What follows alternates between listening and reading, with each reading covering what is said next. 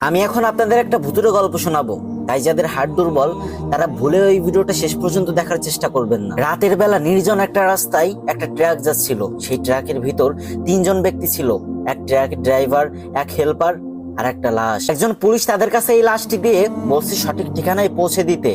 গভীর রাত, ট্রাক চলতেছে, হঠাৎ করে সামনে একটা দোকান দেখা গেল, চায়ের দোকান। ড্রাইভার আর হেল্পার ট্রাকের সামনে বসেছিল আর পিছনে ছিল সেই মরা লাশ। এদিকে দোকানের পাশে একটা ছেলে দাঁড়িয়ে ছিল ঢাকা যাবে বলে, কিন্তু তার কাছে পর্যাপ্ত পরিমাণ ভাড়া ছিল না।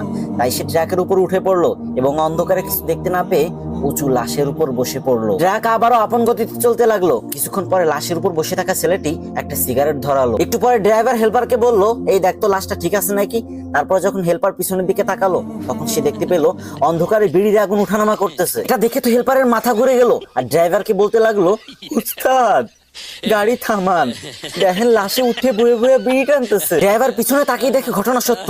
সাথে সাথে ব্রেকে পা দিয়ে এক লাফ দিয়ে ট্রাক থেকে নেমে দৌড়াতে লাগলো। এদিকে এক আছাড় খেতে লাগলো, ওদিকে এক আছাড় খেতে খেতে দৌড়াতে লাগলো আর বলতে লাগলো, এ কে কোথায় আছিস, আমাকে বাঁচা রে, আমাকে ট্রাকে ভূত, আমাকে ট্রাকে ভূত। কথা কি ক্লিয়ার না বেজাল?